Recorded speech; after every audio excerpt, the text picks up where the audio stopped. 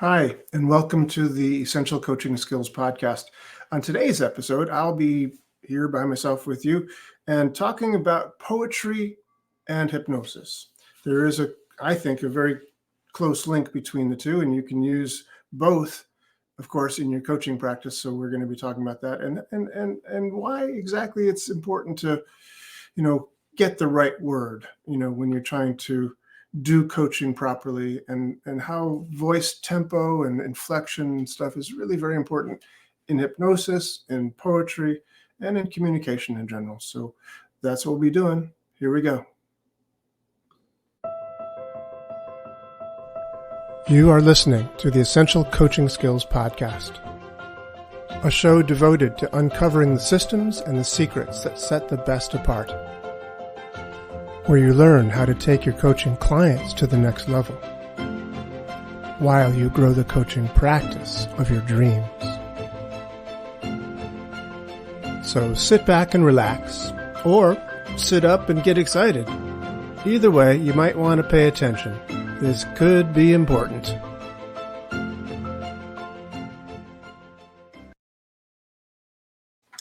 Hi. You might have noticed I'm being a little casual today, having a cup of tea while I'm having this, I'm sitting in a rocking chair, and this is my usual spot, but it looks different probably because the desk has been lowered down and everything's lower, and I'm just hanging. We're just hanging. You and me, we're hanging. I'm sorry. Would you like a cup of tea? I'm sorry. I forgot. Well, get one. If you want. Now, you might be listening to this recording instead of watching it. So if you don't notice a difference in me sitting rather than standing, I will appreciate that, because it's probably sounds a lot the same. But I'm trying to be a little casual today because it's fun. I love poetry. It's Poetry Month. April is Poetry Month. And if you get my newsletter, you've probably seen a couple of poems in there. And in last week's newsletter, I actually did what I'm going to be talking about today, which is comparing poetry with hypnosis. When hypnotic trances, when you do a trance induction, when you write a script for poetry, for hypnosis, there's a lot of similarities, I think, a lot of similarities with poetry. One is that you're looking for the right way to say what it is you want to say. You're looking for the right word to get across the message and the meaning that you want to do. Both poetry and hypnosis have that in common. It's also very true that how you say what you say is perhaps as important, maybe more important than what it is that you say. So the words are less important than the inflection and the way that you say them. Much of poetry, of course, is a written art form. In other words, you buy a book of poetry like this one. You buy a book of poetry and you read it. So the inflection is not going to be that important by comparison to hypnosis. Rarely do you buy a book. I do have some down there. I can't reach them without spilling my tea. But this is actually coffee, just for the record. But it's a lovely cup, by the way. This is kind of like poetry in clay. I think a friend of mine made this cup. I think it's really beautiful. Remember a friend of mine, not a friend of mine. What am I saying? I think it was Victor Hugo. Somebody once said that music is architecture. No, architecture is music made solid. I think that's what he said, something like that. And I think the same thing is true a lot of times with clay and art and stuff. It's poetry in solid form. I love this cup. Anyway, so down there I do have some hypnosis books, but you don't buy a hypnosis book and read it and go like, whoa, I'm now in trance. You listen to hypnosis. You listen to hypnosis recordings. You listen to a hypnotist in person. It's a spoken form. And a lot of times poetry can be spoken as well. You hear poets recite their poetry. I've always found that fascinating. David White is an example, one of my favorite poems. This is one of his books. This is a collection of 4 of his books. This is one of these 4, called a quartet. This book is called The House of Belonging.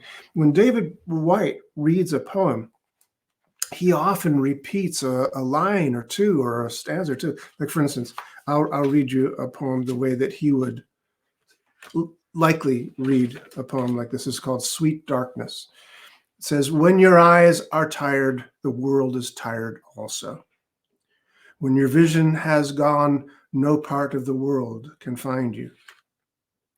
When your eyes are tired, the world is tired also. When your vision has gone, no part of the world can find you. Time to go into the dark, where the night has eyes to recognize its own.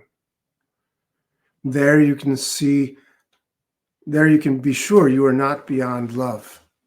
There you can be sure you are not beyond love. The dark will be your womb tonight. The dark will be your womb tonight.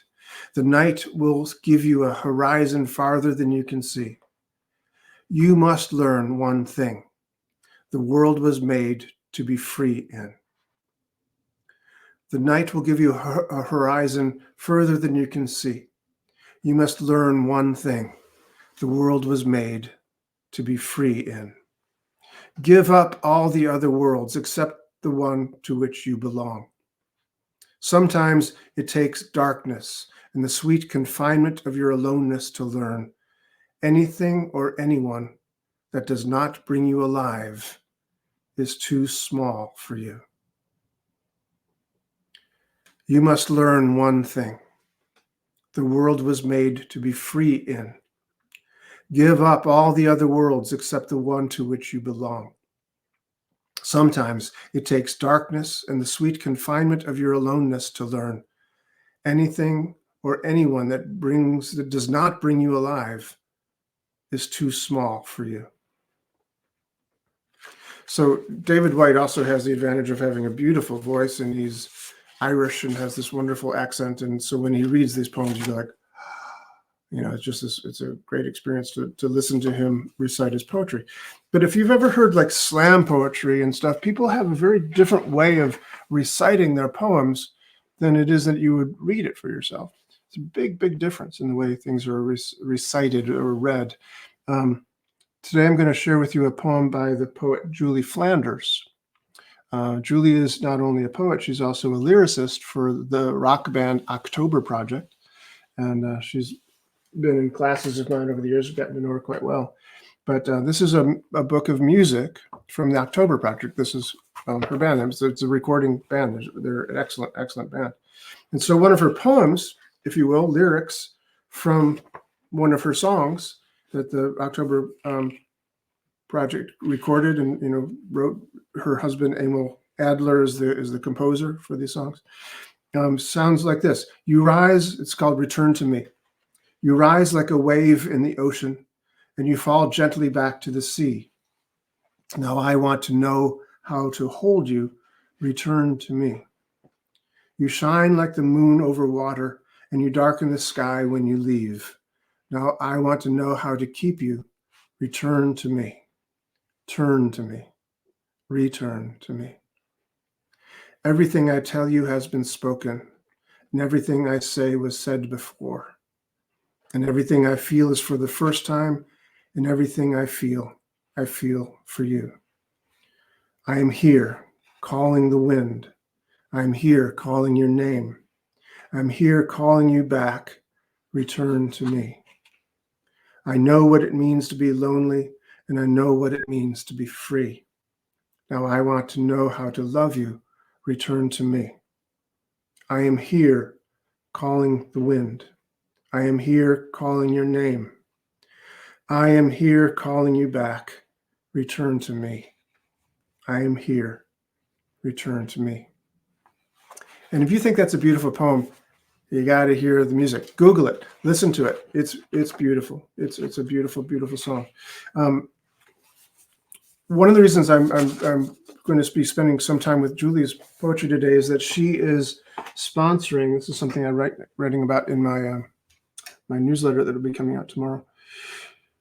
She and October Project are sponsoring an annual poetry contest that you could enter. You could enter this if you want to.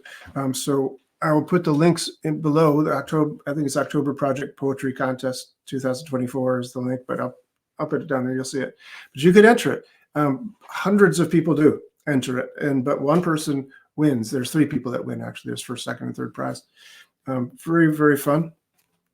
And so you can go to October Project and read some of her poems, and you can listen to her recite them as well over there. Again, the link will be down below.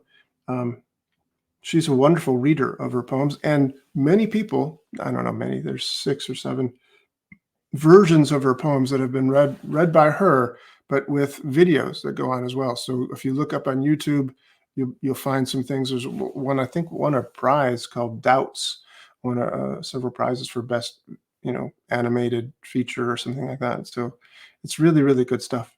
I encourage you to do so. But I also want to talk a little bit about the way things are read beyond poetry. Poetry, true, for sure. The way things are read, very different. Slam poets have a particular cadence way of saying things that are very specific to that form of poetry. Hip hop poetry, very specific to that. I won't be doing any of that today.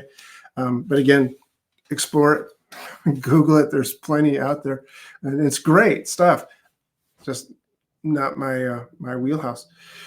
But I will say this: hypnosis and poetry have this thing in common beyond words, and that is the way you say it is important.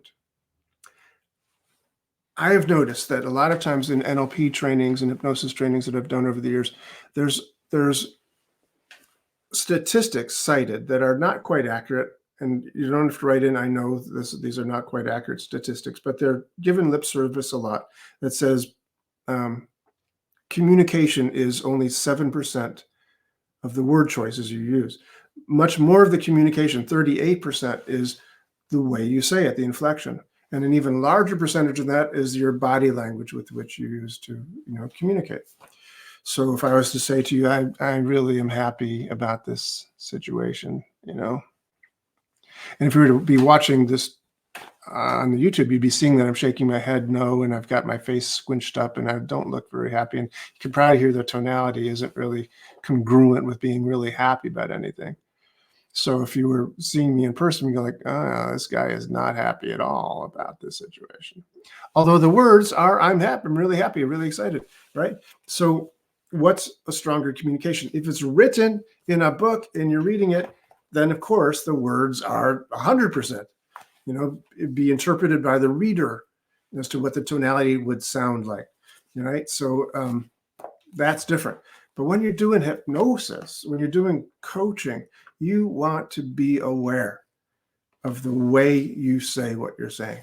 You want to be aware of the cadence with which you say it, the speed and tempo, the places where you put pauses. Very important. Very important. And I think for a lot of reasons. One is that I think it takes time for a person in a hypnotic state to process the languaging and the new connections you're trying to form in their brain. As Dave Dobson would say, new cross-filing. It takes a few minutes, a few seconds at least, for that cross-filing to happen in their brain. So if you don't give them any time to cross-file inside themselves, they're not really going to be getting your communication. So a lot of times in hypnosis, it is a really good idea to go slowly, to have pauses, between your sentences. A great way to do this, I've taught this in my class for many years, although I haven't heard very many other people teach this, but I think it's really important, is that you pay attention to your client's breathing. Obviously, this is much easier done in person. If you're doing a client over the Zoom, it might be a little less difficult, a little less easy, a little less obvious how they're breathing to follow it. But if you can follow their breathing and speak only on their exhalation, then you create a wonderful hypnotic rhythm that is congruent with them. You're really sort of in a sync with them. You're in sync with them. But it also gives you the opportunity to pause. When they're inhaling, you stop talking.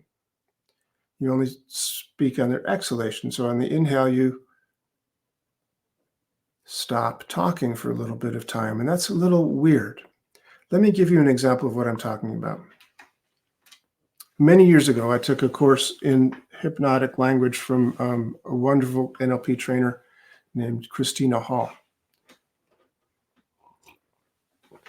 Christina Hall was one of the original students of Bandler and Grinder back in the early days of NLP. back in the room with those guys.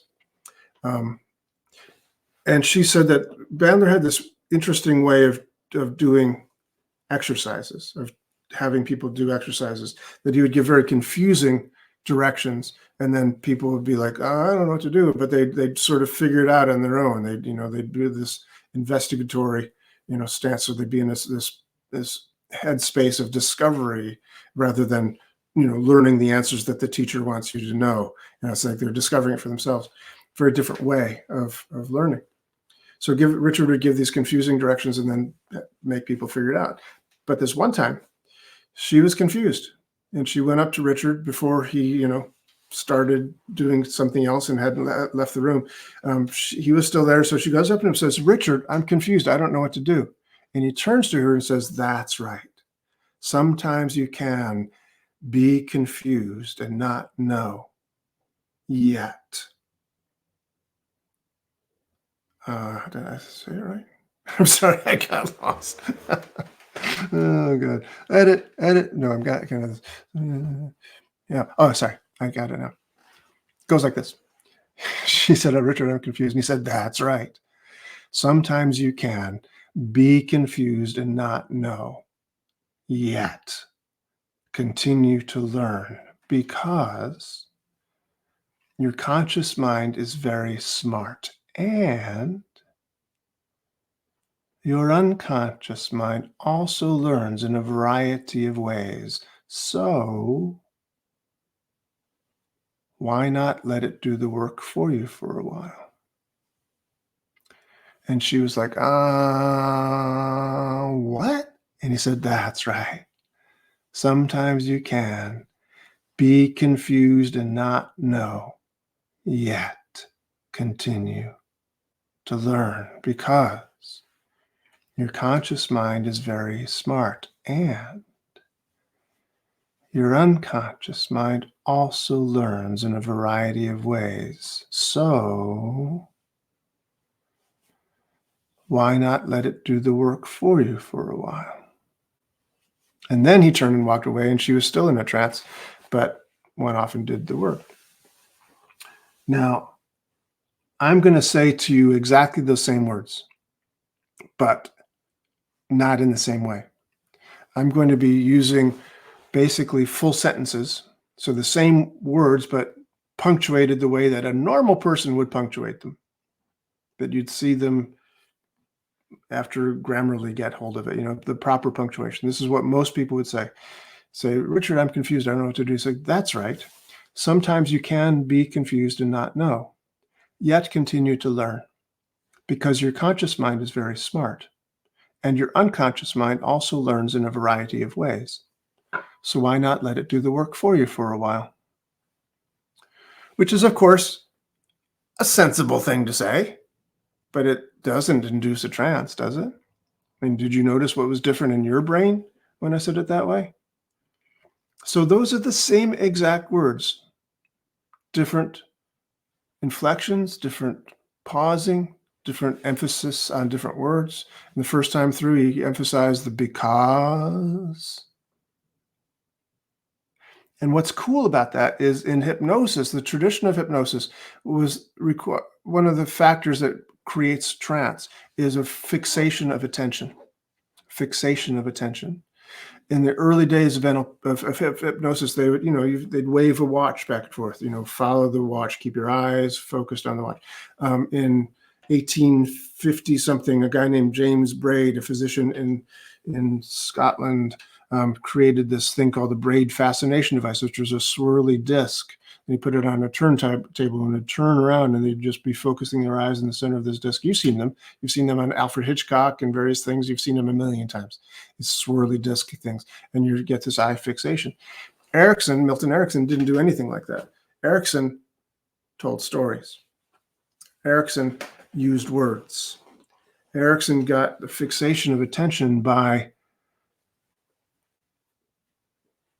that's right, pausing at strange times, where you say, what's going to happen next in your brain? You don't actually say that to yourself. You just wonder, like, you're wondering. You're left open, wondering what's going to happen next. So that's the same sort of thing we can do with poetry, with hypnosis. I'm going to read you a story. No, I'm not. I'm going to skip this one. Interest of time, I'll skip this one. All right. Here's what I'm going to do. I'm going to read to you a script that I wrote many years ago. And just by the way, speaking of scripts, I don't use scripts when I do one-on-one therapies with people. I've been doing hypnosis a long time. I don't need a script for, daily use. But I used to travel the country to do these hypnosis programs for live audiences, and there'd be like 50 to 100 people in the room at a given time. So I wasn't able to follow any one person's breathing. I wasn't able to, monitor their breathing and breathe at the same rate they're breathing, that sort of thing. It didn't happen, right? So I created this script because I'd be reading it for the whole audience all at once, 50 people in hypnosis at one time, 100 people at hypnosis at one time. So I'm going to read you the script. First of all, probably the way a lot of people, even trained hypnotists, would read it. It's just a script. It's just line after line after line. So I'm going to read it in this way, and then I'm going to read it to you the way I actually said it. Okay? So this is the same script read two different ways. This is after I had done an induction. In other words, after people were already sort of in a trance, I would say the following. I would say, well, you've already learned to relax with the countdown numbers. The 5, 4, 3, 2, 1, and 0. You can relax with the countdown numbers. And as you begin to outgrow the old way and grow into a new way, automatically you outgrow the old way and grow into a new way of thinking, a new way of feeling, a new way of responding, with a weight loss mindset. More and more you have a weight loss mind, a way of thinking that allows you to do away with patterns that weigh you down. Find a better way. And you'll weigh less with way less effort than in the past. You'll lose weight and keep it off because you'll grow and gravitate towards healthy foods naturally, right? So that's fine. Those are pretty good words, but, they're not trance-inducing. And it's missing a lot of opportunities to embed commands. Some of you know what I just did. Some of you are like, I think I know what he just did. Anyway, if you don't know what that is, then you can Google that too. There's other probably things on my website you can check out, ericksonian.com, to find out what that is all about. But it's a way of giving a suggestion within a larger framework, so you don't have to blurt it out.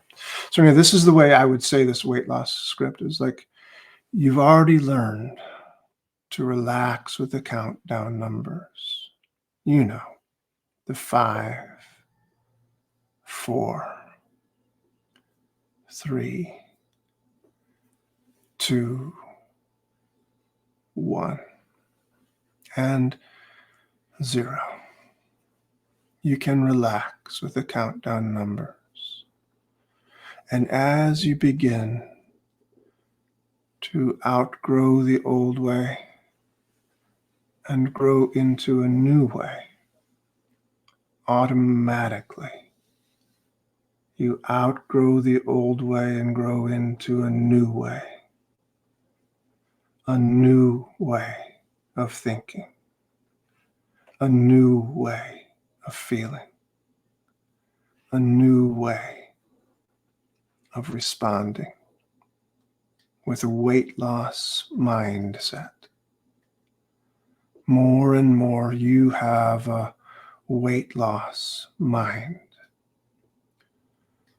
a way of thinking that allows you to do away with the patterns that weigh you down and find a better way. And you'll weigh less with way less effort than in the past. You will lose weight and keep it off because you'll gravitate towards healthy foods, naturally healthy beverages like water, unsweetened tea, You'll lose weight and keep it off because you'll eat less and feel comfortably full. So read it like that. There's more to it, of course. But yeah, the way you read things is important. The way you say things are important. And that's also true, of course, in poetry. So one of my favorite poems, and by the way, I use these in my coaching. I use poems in my therapy. When I'm doing hypnosis with someone, it's not unusual for me to just go into poetry because it's beautiful language. Poets work really, really hard to get their words just right. And so I use them. Like, as an example, there's a poem by E. Cummings that goes like this. I thank you, God, for most this amazing day, for the leaping greenly spirits of trees and the blue true dream of sky, and for everything which is natural, which is infinite, which is yes. I who have died am alive again today. And this is the sun's birthday. This is the birthday of life and of love and wings and of the gay, great, happening illimitably earth. How should tasting, touching, hearing, seeing, breathing, any lifted from the no of all nothing, human merely being, doubt unimaginable you? Now the ears of my ears awake, and now the eyes of my eyes are opened.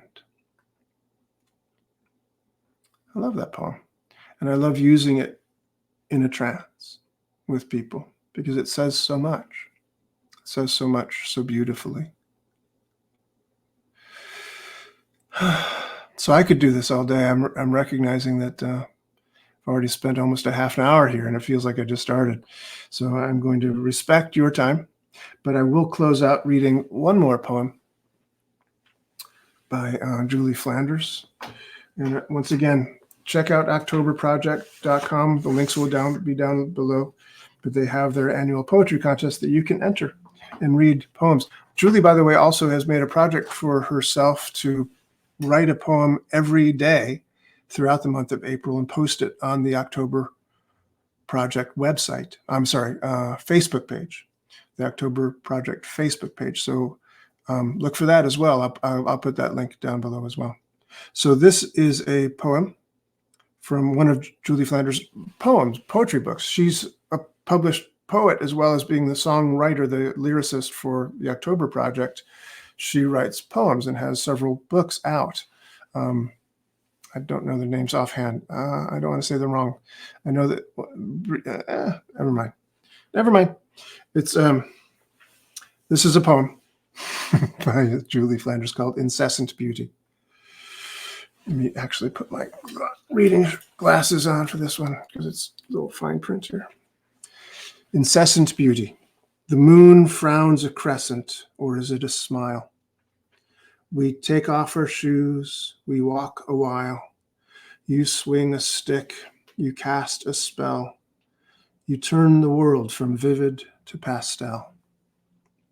The sky is iridescent, the water froths phosphorescent.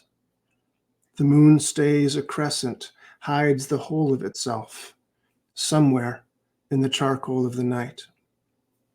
There is another side of things. There is the part we hide from the light, right there in plain sight.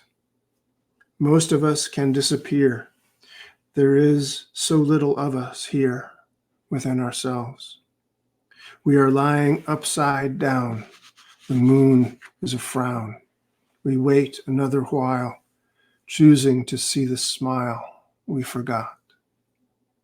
None of this is real. I wonder how you feel, barefoot on the beach, longing for what will always be out of reach. We have so much to learn, so much to teach. We are creatures of this place. We'll leave without a trace to return to whatever space held us before we took a form. The night is warm, the moon a crescent. The tide rises and falls, incessant beauty waves us on. Our footsteps are almost gone. Poem by Julie Flanders, used by permission. Poetry, use it. Hypnosis, be careful how you say it. How you say it really is very important. The statistics I cited before are just not accurate, but pretty close, and not a bad thing to keep in mind, as if they were accurate. The way you say things is much more important than what it is that you say when it comes to verbal communication. Written poetry, different subject. The words obviously are vastly more important then, because it's a read art form. When you're speaking it out loud, the way you speak it, critically important, but really good to get the right words and say them the right way when you're doing coaching, when you're doing hypnosis, and you're doing poetry. Enjoy Poetry Month. Thank you for listening. See you next time.